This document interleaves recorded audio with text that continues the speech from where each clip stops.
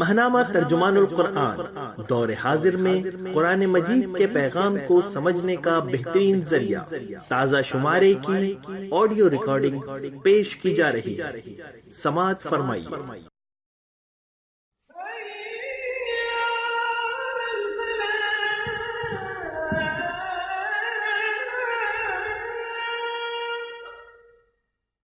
ادارہ عکس و آواز۔ بسم اللہ الرحمن الرحیم۔ اشارات۔ موضوع: پاکستان کو درپیش چیلنج اور قومی لائحہ عمل۔ تحریر: پروفیسر خورشید احمد۔ ترجمان القرآن، اپریل 2018۔ 23 مارچ 1940 ہماری تاریخ کا ایک نہایت سنہری اور تابناک دن ہے۔ اس روز بر عظیم پاک و ہند کے مسلمانوں نے قائد اعظم محمد علی جناح کی پرعزم قیادت میں آل انڈیا مسلم لیگ کے پرچم تلے مسلمانوں کے لیے ایک آزاد اور خود مختار ملک کے قیام کا مطالبہ کیا۔ ایسا ملک کہ جہاں وہ اپنے دین و ایمان، اپنی تہذیب و ثقافت، اپنے نظام قانون و اخلاق، اپنی روایات، اپنے سیاسی عزائم اور مفادات کے مطابق اپنا مستقبل تعمیر کر سکیں۔ برعظیم کے مسلمان برطانوی استعمار کے غلبے سے پہلے 800-900 سال تک ہندوستان کی حکمران قوت تھے۔ برطانوی دور اقتدار میں اپنے دینی، تہذیبی اور سیاسی تشخص کی حفاظت کے لیے انہوں نے مختلف محاذوں پر جد و جہد کی اور سامراج سے آزادی کی تحریک میں ہراول دستے کا کردار ادا کیا، لیکن اس جد و جہد میں ایک تلخ حقیقت نے ان کی سوچ اور ان کے سیاسی اہداف کو یکسر بدلنے پر مجبور کر دیا۔ تب ہندوستان کی آبادی میں مسلمانوں کی تعداد صرف 1/4 تھی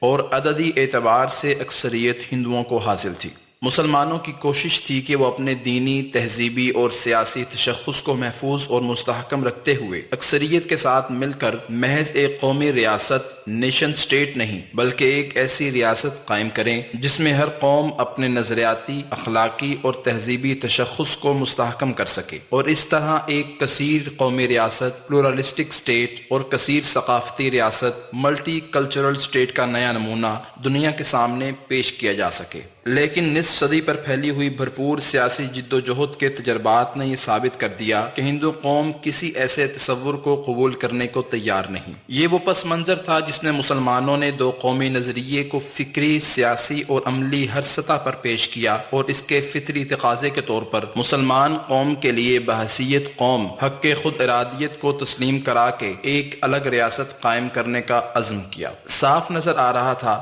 کہ اگر وہ اپنے لیے ایک الگ آزاد ملک کے حصول کا راستہ اختیار نہیں کرتے جہاں وہ اپنے نظریے، عقیدے، تہذیب اور سیاسی اور معاشی مفادات کے مطابق انفرادی اور اجتماعی زندگی کی تعمیر نو کر سکیں، تو اس کا صاف نتیجہ یہ نکلے گا کہ وہ انگریز کی غلامی سے نجات پا کر ہندوؤں کی غلامی کا شکار ہو جائیں گے۔ مغربی جمہوریت اور اس میں عددی اکثریت کے فیصلہ کن کردار کا یہ منطقی نتیجہ تھا۔ یہی وجہ ہے کہ 23 مارچ 1940 کو اسلامی قومیت کی بنیاد پر برعظیم کے ان علاقوں میں جہاں مسلمانوں کو اکثریت حاصل ہے ان کی آزاد ریاست کے قیام کی منزل کا اعلان کیا گیا۔ یہی تھا وہ تاریخی لمحہ جب ہندوستان کی تحریک آزادی میں مسلمانوں نے اپنے جداگانہ کردار کو ایک واضح اور متعین رخ دے دیا۔ 23 مارچ 1940 کو منظور ہونے والی اس قرارداد میں لفظ پاکستان نہیں تھا، صرف الگ ریاست کا تصور تھا۔ البتہ اگلے ہی سال مسلم لیگ کے دستور میں آزاد مسلم ملک پاکستان کے حصول کو سیاسی جد و جہد کا مقصد قرار دے دیا گیا۔ اس کے بعد ہر سطح پر شب و روز پاکستان کے ویژن کو نکھارنے اور اس پر بر عظیم کے مسلمانوں کو متحد اور منظم کرنے کی جد و جہد برپا کی گئی۔ 1945 اور 1946 کے مرکزی اور صوبائی سطح کے انتخابات میں مسلم لیگ کو مرکز اور صوبوں میں فقید المثال کامیابی حاصل ہوئی۔ اپریل 1946 میں قومی اور صوبائی اسمبلیوں کے نومنتخب مسلمان ارکان کا کنونشن دلی میں منعقد ہوا اور اس کی قرارداد اور حلف نامے میں اس تصور کو اور بھی وضاحت سے پیش کیا گیا۔ اس طرح صرف 7 سال کی جد و جہد میں ایسی بیش بہا قربانیوں کے نتیجے میں اور اللہ تعالیٰ کے فضل خاص سے 14 اگست 1947 کو جو 27 رمضان المبارک تھا، مسلمانوں کی آزاد ریاست اور 20ویں صدی میں اسلام کے نام پر قائم ہونے والی پہلی ریاست قائم ہوئی۔ دشمنوں کا خیال تھا کہ یہ ملک چند ہی سال میں اپنا وجود کھو دے گا اور اپنے مذموم مقاصد کے حصول کے لیے انہوں نے کوئی کسر نہ چھوڑی تھی، لیکن اللہ تعالیٰ نے ساری مشکلات اور آزمائشوں کے باوجود اور بہت سے نشیب و فراز کے ساتھ پاکستان کے استحکام کا سامان کیا۔ 16 دسمبر 1971 کو سقوط مشرقی پاکستان سانحہ بڑا دل خراش تھا، جو اللہ کی طرف سے ایک تعزیانہ اور تنبیہ بھی تھا، لیکن اس کے الرغم بر عظیم میں ایک نہیں 2 مسلمان ملک پاکستان اور بنگلہ دیش اپنے اپنے انداز میں قائم و دائم ہیں اور ترقی کے مراحل طے کر رہے ہیں، جس پر ہم اللہ تعالیٰ کا شکر ادا کرتے ہیں۔ تحریک پاکستان کا ویژن 23 مارچ جہاں یوم تشکر ہے وہیں یوم احتساب بھی ہے، تاکہ ہم دیانتداری سے حالات کا جائزہ لیں۔ جہاں اپنی کامیابیوں پر اللہ کا شکر ادا کریں، وہیں اپنی کمزوریوں اور ناکامیوں کا بھی جائزہ لیں اور اصلاح احوال کے لیے نقشہ کار بنائیں اور اس کے حصول کے لیے سر توڑ کوشش کریں، تاکہ جن مقاصد کے لیے بر عظیم کے مسلمانوں نے جد و جہد کی اور پاکستان کی شکل میں ایک آزاد اور اسلامی ملک کے قیام کے لیے قربانیاں دیں، اس کا حق ادا کر سکیں۔ یہاں ہم خصوصیت سے ان کروڑوں مسلمانوں کے جذبات، احساسات اور احسانات کو یاد کرنا چاہتے ہیں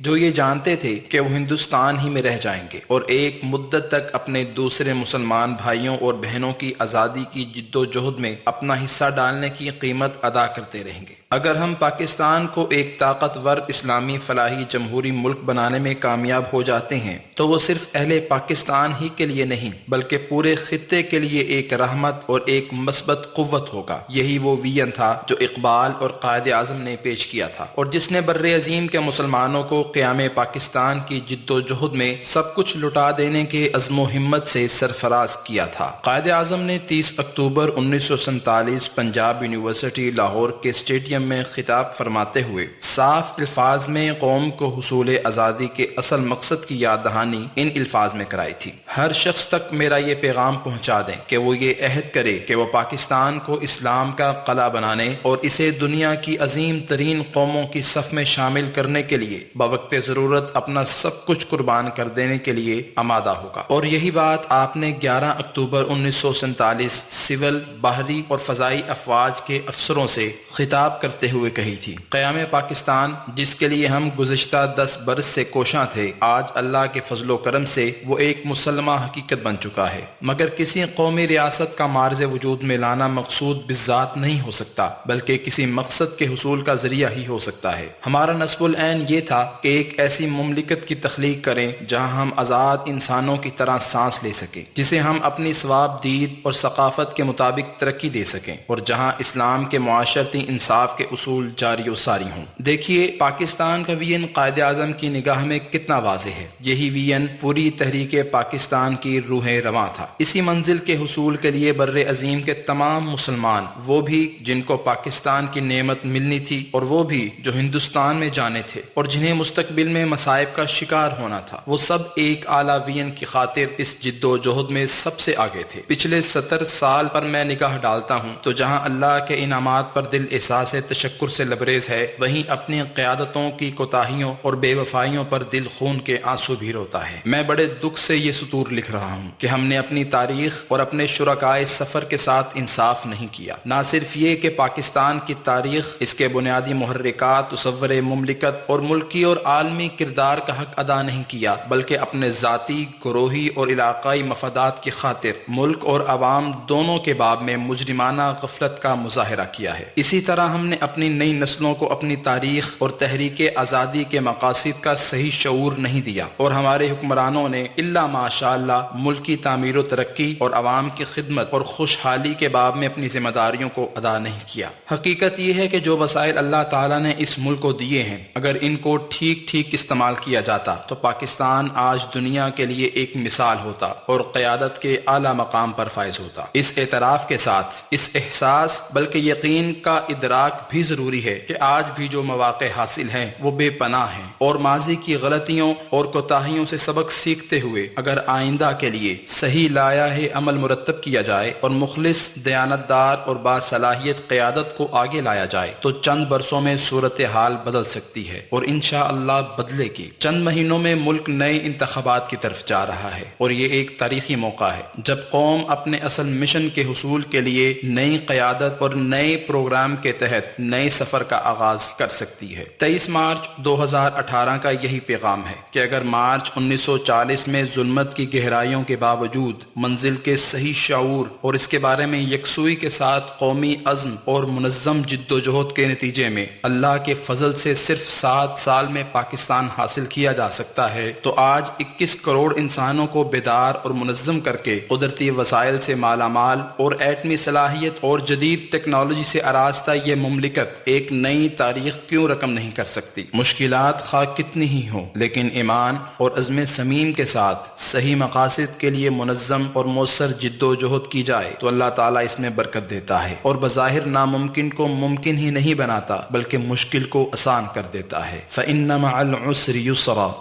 اِنَّ مَعَ الْعُسْرِ يُسْرًا۔ بس حقیقت یہ ہے کہ تنگی کے ساتھ فراخی بھی ہے، بے شک تنگی کے ساتھ فراخی بھی ہے۔ یوں اہل توکل کی بسر ہوتی ہے، ہر لمحہ بلندی پہ نظر ہوتی ہے۔ گھبرائیں نہ ظلمت سے گزرنے والے، آغوش میں ہر شب کے سحر ہوتی ہے۔ تحریک پاکستان اور تحریک اسلامی سے گہرا تعلق اور عشق کی حد تک وابستگی میری زندگی کی سب سے قیمتی متاع اور اس تاریخ ساز جد و جہد میں گزشتہ 70-75 سال کی شرکت کی یادیں اور کیفیات سرمایہ حیات ہیں۔ 12-13 سال کی عمر میں شعوری طور پر تحریک پاکستان سے وابستگی اور قائد اعظم سے گھر کے ماحول میں احترام اور والد محترم کی مسلم لیگ میں دہلی کی قیادت سے قربت اور اجلاسوں میں شرکت کے نتیجے میں گہرا تعلق پیدا ہوا۔ پھر عملاً Anglo Arabic higher secondary school کی بزم ادب کے پلیٹ فارم سے تحریک پاکستان میں شرکت اختیار کی۔ 1946 کے الیکشن میں قائد اعظم کے ارشاد کی تعمیل میں 2 مہینے تعلیم سے بس واجبی تعلق رکھا اور سارا وقت الیکشن کی مہم میں صرف کیا۔ ڈاکٹر عبدالغنی قریشی ہمارے علاقے سے مسلم لیگ کے نمائندہ تھے جو عظیم اکثریت سے کامیاب ہوئے۔ الحمدللہ اس دور کے سارے نشیب و فراز کا میں گواہ ہی نہیں، ایک ادنا سا کردار بھی ہوں، اور اس امر کی شہادت دے سکتا ہوں کہ تحریک پاکستان کی پوری جد و جہد آزادی، اسلام کی سربلندی اور مسلمان قوم کے لیے اس کا اصل مقام حاصل کرنے سے عبارت تھی۔ 1946 کا مسلم لیگ کا قومی اور صوبائی اسمبلیوں کا کنونشن ہمارے ہی اسکول کے سبززار میں منعقد ہوا تھا اور میں اور میرے بڑے بھائی اس میں رضاکار کے طور پر شریک تھے۔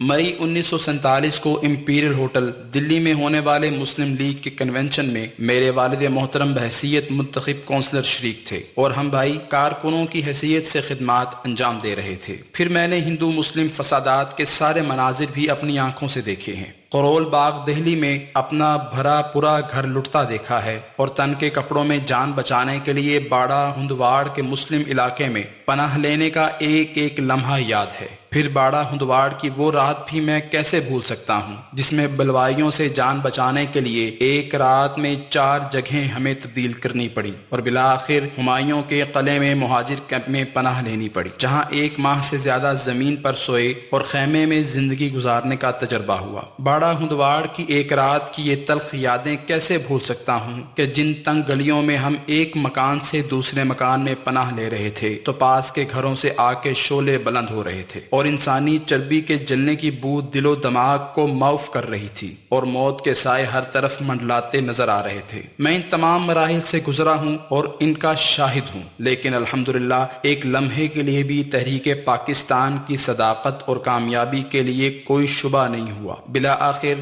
12 فروری 1948 کو خاندان کے ساتھ پاکستان پہنچا اور اللہ تعالیٰ کا شکر ادا کیا کہ اس نے ایک آزاد وطن کی نعمت سے مالا مال کیا۔ میں نے اشارات میں آج پہلی بار ترجمان کی ادارت سے وابستگی کے 22ویں برس ذاتی نوعیت کی یہ باتیں صفحہ کرتاس پر مرتسم کی ہیں اور 23 مارچ کے مبارک موقع پر لکھی ہیں، لیکن اس کا محرک وہ بہت سی تحریریں، بیانات اور تبصرے ہیں جو کچھ دانشور اور سیاستدان تحریک پاکستان کی ناکامی اور پاکستان کے مستقبل کے بارے میں اوہام و خدشات کے باب میں پوری عقیدہ دلیری سے بیان فرما رہے ہیں اور جنہیں میڈیا پوری قوت سے اچھال رہا ہے۔ میں اپنی صحت کی خرابی، بینائی کی مشکلات اور ذاتی مجبوریوں کے باعث وطن سے دور ہوں، لیکن دل مستقلاً پاکستان میں اٹکا ہوا ہے اور الحمدللہ پاکستان کے روشن مستقبل کے بارے میں کبھی ایک لمحے کے لیے بھی شک نہیں ہوا۔ میں جہاں زمینی حقائق کو تسلیم کرنے کو ضروری سمجھتا ہوں، وہیں اللہ پر بھروسے اور حق کے غلبے کے یقین میں کبھی کوئی لرزش محسوس نہیں کرتا۔ اللہ نے مایوسی کو کفر قرار دیا ہے اور اپنی رحمت سے مایوس ہونے سے 2 ٹوک الفاظ میں منع فرمایا ہے۔ مالک کائنات کا ارشاد ارشاد ہے لا تقنطوا من رحمت اللہ، اللہ کی رحمت سے مایوس نہ ہو جاؤ، لا تحزن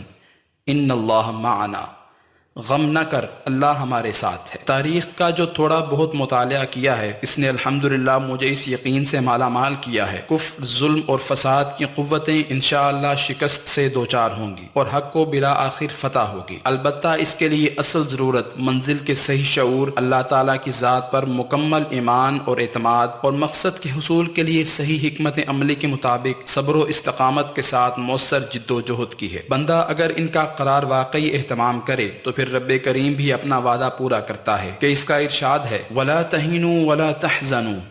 وَأَنْتُمُ الْأَعْلَوْنَ إِن كُنتُم مُؤْمِنِينَ، دل شکستہ نہ ہو، غم نہ کرو، تم ہی غالب رہو گے اگر تم مومن ہو۔ مزید ارشاد ہوتا ہے وَقُلْ جَاءَ الْحَقُّ وَزَهَقَ الْبَاطِلُ ان الباطل کان زہوقا، اور اعلان کرو کہ حق آ گیا اور باطل مٹ گیا، باطل تو مٹنے ہی والا ہے۔ اللہ تعالیٰ نے تبدیلی، اصلاح اور اسلام کی سربلندی کے لیے جو راستہ مقرر فرمایا ہے اس کو بہت صاف الفاظ میں ہمیں سمجھا بھی دیا ہے کہ یریدون لیطفئوا نور اللہ بافواہہم واللہ متم نورہ ولو کرہ الکافرون هو الذی ارسل رسولہ بالہدى ودین الحق لیظہرہ علی الدین کلہ ولو کرہ المشرکون یا ایہا الذین آمنوا هل ادلکم علی تجارہ تنجیکم من عذاب علیم تؤمنون باللہ ورسولہ وتجاہدون فی سبیل اللہ باموالکم وانفسکم ذالکم خیر لکم ان کنتم تعلمون یغفر لکم ذنوبکم ویدخلکم جنات تجری من تحتها الانہار ومساکن طیبة فی جنات عدن ذلك الفوز العظیم وأخرى تحبونها نصر من اللہ وفتح قریب وبشر المؤمنین۔ یہ لوگ اپنے منہ کی پھونکوں سے اللہ کے نور کو بجھانا چاہتے ہیں اور اللہ کا فیصلہ یہ ہے کہ وہ اپنے نور کو پورا پھیلا کر رہے گا، خواہ کافروں کو یہ کتنا ہی ناگوار ہو۔ وہی تو ہے جس نے اپنے رسول صلی اللہ علیہ وآلہ وسلم کو ہدایت اور دین حق کے ساتھ بھیجا ہے تاکہ اسے پورے کے پورے دین پر غالب کر دے، خواہ مشرکین کو یہ کتنا ہی ناگوار ہو۔ اے لوگو جو ایمان لائے ہو، میں بتاؤں تم کو وہ تجارت جو تمہیں عذاب علیم سے بچا دے۔ ایمان لاؤ اللہ اور اس کے رسول صلی اللہ علیہ وآلہ وسلم پر، اور جہاد کرو اللہ کی راہ میں اپنے مالوں سے اور اپنی جانوں سے، یہی تمہارے لیے بہتر ہے اگر تم جانو۔ اللہ تمہارے گناہ معاف کر دے گا اور تم کو ایسے باغوں میں داخل کرے گا جن کے نیچے نہریں بہتی ہوں گی، اور ابدی قیام کی جنتوں میں بہترین گھر تمہیں عطا فرمائے گا۔ یہ ہے بڑی کامیابی، اور وہ دوسری چیز جو تم چاہتے ہو وہ بھی تمہیں دے گا، اللہ کی طرف سے نصرت اور قریب ہی میں حاصل ہو جانے والی فتح۔ اے نبی صلی اللہ علیہ وآلہ وسلم، اہل ایمان کو اس کی بشارت دے دو۔ اللہ تعالیٰ کی ان آیات کا سبق ہمارے لیے یہ ہے کہ نمبر 1، اللہ کی رحمت سے کبھی مایوس نہ ہوں کہ حالات بالآخر بدل کر رہتے ہیں۔ اللہ کوشش اور جد و جہد، اور وہ بھی صحیح جذبے، صحیح نیت، صحیح حکمت عملی، صحیح تدابیر اور صبر و استقامت کے ساتھ کرنے والوں کے ساتھ ہے۔ نمبر 2، کشمکش ہی سے تبدیلی اور ترقی کا راستہ نکلتا ہے۔ نمبر 3، آخری کامیابی حق ہی کو حاصل ہوگی، البتہ نشیب و فراز اس کا لازمی مرحلہ ہے۔ نمبر 4، اصل قوت ایمان، اللہ کی مدد، اللہ کے دین کی صحیح تفہیم اور اس کے قیام کی مؤثر کوشش، ایمان، عمل صالح، امر بالمعروف، نہی عن المنکر اور جان و مال سے مسلسل جد و جہد اس کا راستہ ہے۔ نمبر 5، نظر آخرت کی کامیابی پر ہونی چاہیے اور بالآخر دنیا میں بھی کامیابی حاصل ہو کر رہے گی۔ تحریک پاکستان کی کامیابی اور تاریخ پاکستان کی کامیابیوں اور ناکامیوں کے آئینے میں بھی اللہ کے اس قانون اور سنت کی مکمل تصویر دیکھی جا سکتی ہے۔ ہماری نگاہ مثبت اور منفی ہر دو پہلوؤں پر ہونی چاہیے اور دیانت داری کے ساتھ زمینی حقائق کے صحیح ادراک اور مطلوبہ مقاصد و اہداف تک پہنچنے کے لیے منصوبہ بندی اور مؤثر لائحہ عمل کی تیاری اور اس پر صبر و استقامت کے ساتھ عمل ہی اصلاح اور تبدیلی اور بالآخر کامیابی کا صحیح راستہ ہے۔ درپیش چیلنج اور تقاضے۔ اس بنیادی یاد دہانی اور تذکیر کے ساتھ ہم چاہتے ہیں کہ نہایت اختصار کے ساتھ ان چند مثبت اور منفی پہلوؤں کی طرف اشارہ کر دیں جو اس وقت اہمیت کے حامل ہیں۔ پاکستان کا قیام ایک عظیم نعمت اور تاریخی کامیابی ہے اور اس کی حفاظت ترقی اور استحکام کے حصول کے لیے بے ہم جد و جہد ہماری اولین ترجیح ہونی چاہیے۔ ایک طبقہ اس سلسلے میں جو ذہنی انتشار پھیلانے کی کوشش کر رہا ہے، اس کا مؤثر جواب اور اصل تاریخی حقائق اور قومی مقاصد کے باب میں یکسوئی پیدا کرنے کے لیے اصلاح احوال ضروری ہے، جس کی فکر ہمیں کرنی چاہیے۔ قیادت اور عوام، افراد اور اداروں، ہر سطح پر خیر اور شر اور روشن مثالیں اور بدترین نمونے ہماری زندگی کی حقیقت ہیں، لیکن تمام کمزوریوں کے باوجود آج بھی ملک اور معاشرے میں بڑا خیر ہے، اور اس خیر کو مضبوط تر کرنے کی جد و جہد سے مستقبل کو روشن کیا جا سکتا ہے۔ مایوسی اور غفلت ہمارے بدترین دشمن اور راستے کی سب سے بڑی رکاوٹ ہیں۔ امید، مشن اور اہداف کا صحیح ادراک اور ان تک کوشش ہی کامیابی کا راستہ ہیں، اور اس کا کوئی متبادل نہیں۔ جمہوری قوتوں اور آمریت میں کشمکش۔ گزشتہ 70 برسوں کی تاریخ جمہوری قوتوں اور آمریت کے علم برداروں کے درمیان کشمکش اور سمجھوتوں کی تاریخ ہے، لیکن اگر دنیا کے دوسرے ترقی پذیر ملکوں اور خود مسلم دنیا کے حالات کو سامنے رکھا جائے تو یہ حقیقت ناقابل انکار ہے کہ آمرانہ قوتیں یہاں اپنے غلبے کو دوام نہیں دے سکیں، اور جمہوری قوتیں اپنی بے شمار کمزوریوں کے باوجود آمریت کی گرفت سے نکلنے میں کامیاب رہی ہیں۔ یہ اور بات ہے کہ آمرانہ قوتیں گو بار بار پسپائی اختیار کرتی رہی ہیں، لیکن یکسر میدان سے باہر نہیں ہوئیں۔ یہی حال جمہوری قوتوں کا ہے کہ بار بار مواقع ملنے کے باوجود وہ کما حقہ اپنا کردار ادا نہیں کر سکیں۔ فوج اور عدلیہ عوام کے لیے معتبر ترین ادارے ہونے کے باوجود اپنے اپنے دائرے میں بھی صرف جزوی طور پر کامیاب ہو سکے ہیں، اور جب بھی دوسرے دائروں میں انہوں نے مداخلت کی ہے تو کچھ جزوی مثبت نتائج کے ساتھ۔ واقعہ یہ ہے کہ کہیں زیادہ بڑے نقصانات کا وہ باعث ہوئے ہیں۔ سیاسی قوتوں نے بھی بار بار کے تجربات کے باوجود قوم کی توقعات کو پورا نہیں کیا، اور اس کی بھی بنیادی وجہ یہ ہے کہ انہوں نے بالعموم دستور، مقاصد اور عوام کی فلاح و بہبود کے تقاضوں کو پس پشت ڈال کر اپنے ذاتی اور گروہی مفادات کو اولویت دی ہے۔ ان تمام خرابیوں اور کمزوریوں کے باوجود جو بہت بڑی نعمت ہمیں حاصل رہی ہے وہ قرارداد مقاصد اور 1973 کا دستور ہے، جو ایک قومی اور اجتماعی معاہدے نیشنل اینڈ سوشل کانٹریکٹ کی شکل میں ملک و قوم کی کشتی کے لیے لنگر کی حیثیت رکھتے ہیں۔ یہ دستور وہ فریم ورک فراہم کرتا ہے جس پر دیانت اور تدبر سے کام کر کے ان تمام چیلنجوں کا مقابلہ کیا جا سکتا ہے جو آج درپیش ہیں۔ موجودہ انتشار اور تناؤ کی صورتحال سے نکلنے کا مؤثر ترین راستہ دستور کو مضبوطی سے تھامنے اور اس کے تمام پہلوؤں کو سامنے رکھ کر ایک مناسب ترتیب سے اصلاحی احوال کے لیے قومی سطح کی جد و جہد ہے، جسے باہم مشاورت سے انجام دینے کی ضرورت ہے۔ اس وقت پارلیمنٹ، عدلیہ اور قومی عساکر پر مشتمل اداروں کے درمیان تصادم کی جو فضا بنتی جا رہی ہے وہ ہماری نگاہ میں قومی نقطہ نظر سے بہت پریشان کن بلکہ انتہا درجے کی خطرناک صورت ہے۔ اسے مزید ہوا دینا جمہوریت کے مستقبل کے لیے بڑا نقصان دہ ثابت ہو سکتا ہے۔ اس سلسلے میں حکومت، ملک کی سیاسی اور دینی جماعتوں، فوجی قیادت، اعلیٰ عدلیہ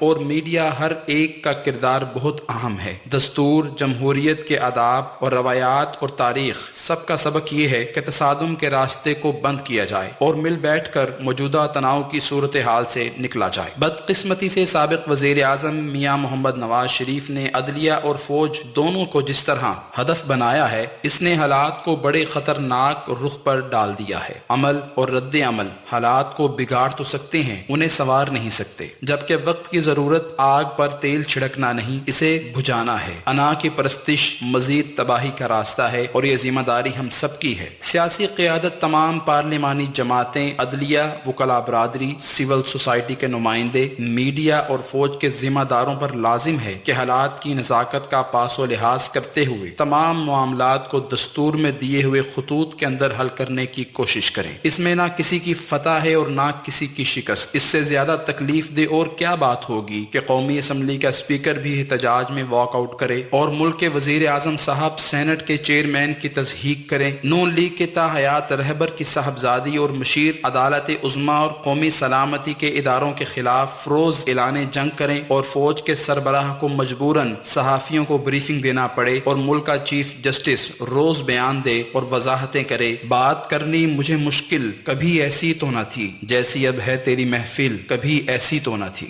ہمیں افسوس سے کہنا پڑتا ہے کہ تینوں بڑی سیاسی جماعتوں مسلم لیگ نون، پیپلز پارٹی اور تحریک انصاف نے جو انداز اختیار کیا ہے اور جو زبان وہ روزانہ استعمال کر رہے ہیں وہ جلتی پر تیل کا کام تو انجام دے سکتی ہے، اصلاح احوال کی کوئی صورت اس میں نظر نہیں آتی۔ جب تک دینی سیاسی جماعتوں کا اتحاد وجود میں نہیں آیا تھا اس کے بارے میں دو آرا ہو سکتی تھی، لیکن اب اس کے قیام میں آ جانے کے بعد فوری اور اہم چیلنج اس کے سامنے یہ ہے کہ وہ ملک کو فوری طور پر اس بحران سے نکالنے کے لیے کوئی اقدام کرے کہ ماحول ٹھنڈا ہو اور ملک و قوم انتخابات کے ذریعے صحت مند تبدیلی کے راستے پر گامزن ہو سکے۔ مسلم لیگ نون کا سانحہ یہ ہے کہ وہ ایک دستوری اور قانونی معاملے کو سیاسی رنگ دے کر اداروں اور سیاسی قوتوں کو تصادم کی طرف لے جا رہی ہے۔ وہ بیک وقت حکومت اور حزب اختلاف کا کردار ادا کر رہی ہے اور اپنے پونے 5 سالہ دور اقتدار میں اپنی کارکردگی کی بنا پر انتخابات میں حصہ لینے کے بجائے غیر حقیقی مظلومیت کا لبادہ اوڑھ کر عدل اور سلامتی کے اداروں کے خلاف محاذ آرائی سے سیاسی فاصلے طے کرنا چاہتی ہے۔ یہ ان کی قیادت کی خام خیالی ہے کہ اس طرح وہ انتخاب میں ایسی 2/3 اکثریت حاصل کر سکتی ہے کہ جس کے نتیجے میں وہ دستور کا تیا پانچا کرنے کی قوت حاصل کر پائے اور شخصی آمریت کا وہ خواب جو محترم نواز شریف 23 سال سے دیکھ رہے ہیں وہ پورا ہو سکے۔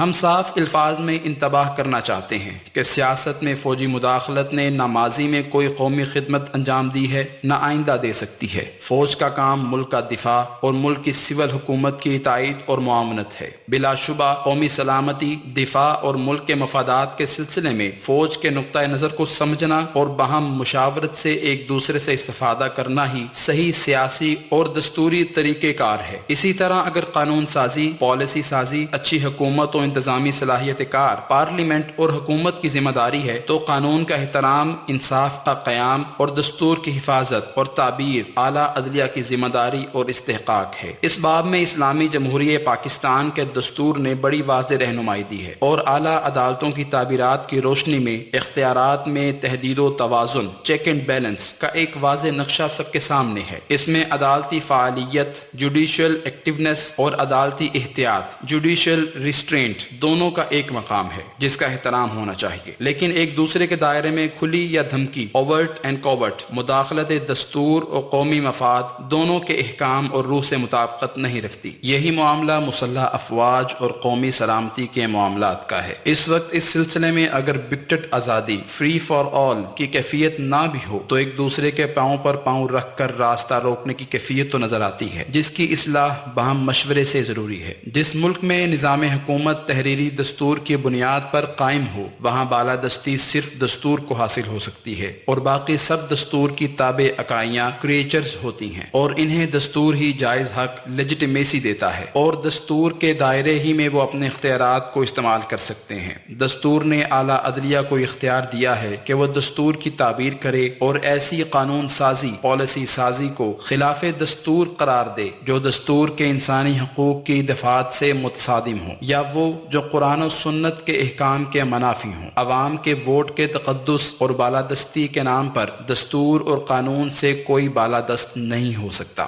دفعہ 62 اور 63 پر تنقید کی حقیقت۔ دستور کے آرٹیکل 62 اور 63 نے یہ اصول طے کر دیا ہے کہ جہاں پارلیمنٹ اور حکومت عوام کے ووٹ سے وجود میں آئے گی وہیں محض ووٹ کی طاقت سے ان دفعات پر پورا نہ اترنے والا شخص نہ پارلیمنٹ کا رکن بن سکتا ہے اور نہ رکن رہ سکتا ہے، اور یہ اصول جمہوری دنیا میں بھی ایک مسلمہ اصول کے طور پر تسلیم کیا جاتا ہے کہ ووٹ لینے والا قانون سے بالا تر مخلوق قرار نہیں دیا جا سکتا۔ اگر وہ قانون کی گرفت میں آنے کے بعد اپنی اہلیت کھو دیتا ہے تو محض ووٹ کی قوت سے اسے قیادت کے منصب پر فائز نہیں کیا جا سکتا۔ دفعہ 62 اور 63 کے بارے میں یہ بات بھی بے معنی ہے کہ یہ صدر جنرل محمد ضیاء الحق کی داخل کردہ ہے۔ بلا شبہ یہ دفعات 1973 کے اصل دستور میں موجود تھیں، البتہ ان میں بعد میں اضافے اور تبدیلیاں ہوئی ہیں جن میں اہم تبدیلیاں 8ویں، 17ویں اور 18ویں ترامیم کے ذریعے ہوئی ہیں، لیکن واضح رہے کہ 18ویں ترمیم کے ذریعے جو آخری شکل ان دفعات کو دی گئی ہے وہ پارلیمنٹ کی متفقہ تجاویز کی بنیاد پر ہے اور اب ان کی ملکیت، آنرشپ کا اعزاز جنرل ضیاء مرحوم سے ہٹ کر پارلیمنٹ اور قوم کو منتقل ہو چکا ہے۔ یہاں ضمنی طور پر ہم یہ بھی کہنا چاہتے ہیں صادق اور امین ہونے کے سلسلے میں جو باتیں ایک نام نہاد سیکولر طبقہ ایک مدت سے اگل رہا ہے اور اب اس میں مسلم مسلم لیگ نون کے ترجمان اور دانشور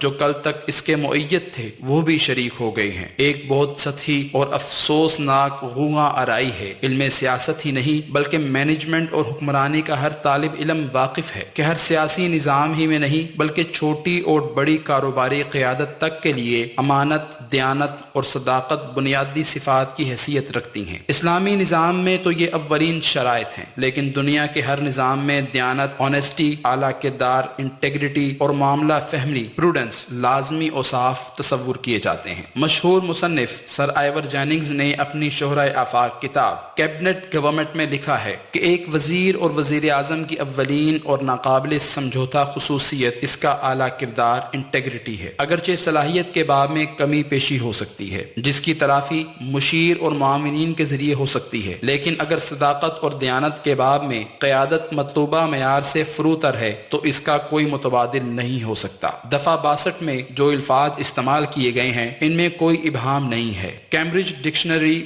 ہونیسٹی کی تعریف یہ کرتی ہے: سچا یا اعتماد کے قابل جس کے بارے میں یہ امکان نہ ہو کہ وہ چوری کرے گا، دھوکہ دے گا یا جھوٹ بولے گا۔ اسی طرح کولن انگلش ڈکشنری کے بقول اگر آپ کسی کو ایماندار قرار دیتے ہیں تو آپ کا مطلب ہوتا ہے کہ یہ لوگ ہمیشہ سچ بولتے ہیں اور لوگوں سے دھوکہ دہی نہیں کرتے اور نہ قانون کو توڑتے ہیں۔ ہفنگٹن پوسٹ کے الفاظ میں اخلاقیات میں اخلاقی بلندی انٹیگریٹی سے مراد دیانت داری، راست بازی، سچائی اور اعمال کی درستی ہوتے ہیں۔ اسی طرح انٹیگریٹی کی تعریف لغت کی روح سے یہ ثابت ہوتی ہے: اخلاقی اصولوں پر سختی سے عامل، اخلاقی کردار کی درستی اور مضبوطی، دیانت داری۔ انتظامیات، مینجمنٹ کی کتب میں یہ اصول اور معیار بیان کیا گیا ہے کہ اخلاقی بلندی، انٹیگریٹی بنیادی اقدار میں سے ایک ہے جن کی آجر کو اپنے اجیر میں ملازم رکھتے ہیں تلاش ہوتی ہے۔ یہ ایک ایسے شخص کی امتیازی خصوصیت ہوتی ہے جو اپنے کام میں ٹھوس اخلاقی اصولوں کا مظاہرہ کرتا ہے۔ لطف کی بات یہ ہے کہ آج حکمرانی کے منصب پر فائز رہنے والوں کی طرف سے دستور کی دفعہ 62 اور 63 نکالنے کی باتیں ہو رہی ہیں۔ یہاں مسلم لیگ کی وہ قیادت اور اس کے ہم نوا کالم نگار جو طرح طرح کی گل افشانیاں کر رہے ہیں اور صدر جنرل محمد ضیاء الحق کو برا بھلا کہہ رہے ہیں، وہ یہ بات بھول جاتے ہیں کہ سینٹ آف پاکستان نے متفقہ طور پر رولز آف بزنس، اصول و ضوابط بنائے ہیں اور جن پر ضیاء الحق مرحوم کا کوئی سایہ بھی کبھی نہیں پڑا۔ ان میں بھی مذکورہ دفعات موجود ہیں: فَاعْتَبِرُوا يَا أُولِي الْأَبْصَارِ۔ ضابطہ 226 کی تشریح سینٹ آف پاکستان کے رولز کے ضمیمے میں ان الفاظ میں کی گئی ہے: اپنے پارلیمانی اور سرکاری فرائض کی انجام دہی میں ارکان سے یہ توقع کی جائے گی کہ وہ چال چلن یا طرز عمل کے درج ذیل اصولوں کی پابندی کریں گے جن کی نشاندہی اخلاقیات کی کمیٹی نے کی ہے۔ ان اصولوں کو اس وقت مد نظر رکھا جائے گا جب ضابطے کے حصہ پنجم میں دیے گئے طرز عمل کے اصولوں کی خلاف ورزی کے الزامات کی تحقیق و تعین مقصود ہوگی۔ احتساب، جواب دہی: ارکان اپنے فیصلوں اور اعمال کے لیے عوام کے سامنے جواب دہ ہیں۔ دیانت داری: سرکاری عہدوں پر فائز افراد پر یہ فرض عائد ہوتا ہے کہ ان کے سرکاری فرائض سے اگر ان کے کوئی ذاتی مفادات وابستہ ہوں تو ان کا سرعام اعلان کریں اور اس صورت میں پیدا ہونے والے تصادم کو ایسے طریقے سے حل کرنے کے لیے اقدامات کریں کہ جس سے عوام کے مفادات کا تحفظ ہو سکے۔ اخلاقی بلندی: عوامی سرکاری عہدوں پر فائز افراد کو افراد یا انجمنوں کے مالی طور پر یا کسی اور لحاظ سے اس طریق پر رہین منت نہیں ہونا چاہیے جس سے ان کے سرکاری فرائض کی بجا آوری پر اثر پڑ سکتا ہو۔ معروضیت: عوامی سرکاری عہدوں پر فائز افراد کو سرکاری امور سر انجام دیتے ہوئے جس میں سرکاری عہدوں پر لوگوں کو متعین کرنا، ٹھیکے دینا یا انعامات اور فوائد کے افراد کی سفارش کرنا شامل ہے، انتخاب کے لیے فیصلے میرٹ پر اور ضوابط اور قوانین کے مطابق کرنے چاہیے۔ بے غرضی: سرکاری عہدوں پر فائز افراد کو فیصلے محض مفاد عامہ کو سامنے رکھ کر کرنے چاہیے۔ ان کو یہ فیصلے مالی یا دیگر مادی مفادات کے حصول کے لیے نہیں کرنے چاہیے۔ شفافیت اور کھلا پن، صراحت: ارکان کو اپنے کیے گئے تمام فیصلوں اور اٹھائے گئے تمام اقدامات میں ہر ممکن حد تک کھلا اور شفاف ہونا چاہیے۔ ان بقراتوں کے سامنے ہم یہ سوال رکھتے ہیں کہ دستور کی دفعات 62-63 کا مطالبہ وفاق پاکستان کی علامت ایوان بالا کے ان امور کار سے کچھ مختلف ہے، اور اگر کوئی رکن ان دفعات کی خلاف ورزی کرتا ہے تب بھی کیا وہ ووٹ کی عظمت اور عزت کے نام پر پارلیمنٹ کا رکن رہ سکتا ہے؟ غلط بیانی، دستاویز میں جعل سازی، جھوٹی گواہی، کتمان حق یعنی سچی بات کو چھپانا وہ اخلاقی اور سماجی برائیاں ہیں جو انسان کو ناقابل اعتبار بنا دیتی ہیں۔ اس وجہ سے وہ فرد ان کے ارتکاب کے بعد سیاسی ذمہ داری کی اہلیت کھو دیتا ہے۔ یہ اسلام کا بھی ایک معیاری اصول ہے اور دنیا کے دوسرے تمام نظاموں خصوصیت سے پارلیمنٹ اور حکومت کے مناصب کے باب میں اس احترام کا بنیادی تقاضا ہے۔ دنیا کے بعض دستوری اور قانونی نظاموں میں جھوٹی گواہی، غلط بیانی اور حقائق چھپانا ایک جرم کی حیثیت رکھتا ہے، اور اگر کوئی منتخب نمائندہ یا عہدیدار اس جرم جیسے پرجری، نقض عہد، جھوٹی گواہی کا مرتکب پایا جاتا ہے تو اسے نہ صرف عہدے سے فارغ کر دیا جاتا ہے بلکہ سزا بھی دی جاتی ہے۔ ویبسٹر ڈکشنری کی روح سے پرجری کی تعریف یہ ہے: قانونی اہمیت کے حامل معاملے کے بارے میں جان بوجھ کر دروغ گوئی کا عمل یا جرم، جبکہ ایسا کرنے والا حلف اٹھا کر بیان دینے کی وجہ سے یا حلف اٹھائے بغیر صدق دلانہ بیان دینے کی وجہ سے یا کسی سرکاری طور پر جاری اعلامیے کے تحت اس بات کا پابند ہو کہ وہ جو کہہ رہا ہے، تحریر کر رہا ہے یا جس کا وہ دعویٰ کر رہا ہے درست اور سچ ہے۔ پرجری برطانیہ میں کامن لا کا حصہ ہے اور امریکی قانون میں بھی ایک جرم ہے جس کی مختلف حلقوں میں اور امریکہ کے مختلف ریاستوں میں مختلف سزائیں ہیں۔ برطانیہ، کینیڈا اور امریکہ میں یہ سزائیں 1 سے 5 سال تک قید اور جرمانے پر مشتمل ہیں۔ جہاں تک اسلامی قانون کا تعلق ہے، اسلامی ریاست میں امیر، قاضی اور عمال کے لیے عادل اور صالح ہونا بنیادی اور لازمی شرط ہے۔ کسی بھی معاملے میں، خواہ اس کا تعلق شادی بیاہ، طلاق، وصیت سے ہو یا کاروباری معاملات سے،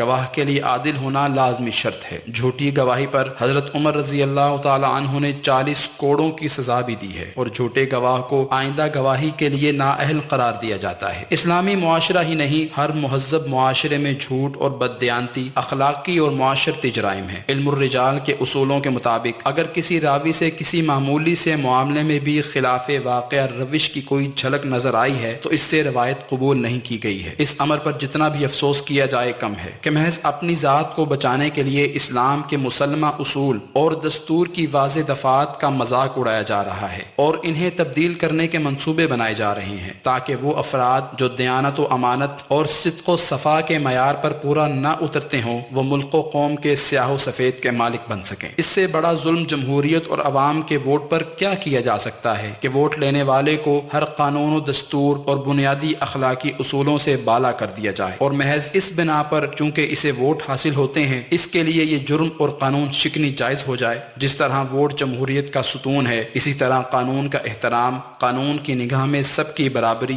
دستور اور قانون کے مطابق سب کا احتساب جمہوریت کے فروغ اور منصفانہ معاشرے کے قیام کے لیے ضروری شرط ہے۔ پاکستان کا مستقبل، جمہوریت کا فروغ اور عوام کی فلاح و بہبود کا انحصار دستور کے احترام، قانون کی بالادستی اور سچائی، دیانت، عدل و انصاف اور عوام کی خدمت اور خوشحالی کے لیے تمام وسائل کے استعمال اور سر دھڑ کی بازی لگا دینے میں ہے۔ اقبال کا یہ ارشاد ہمارے لیے رہنما اصول ہونا چاہیے: سبق پھر پڑھ صداقت کا، عدالت کا، شجاعت کا، لیا جائے گا تجھ سے کام دنیا کی امامت کا۔ ادارہ عکس و آواز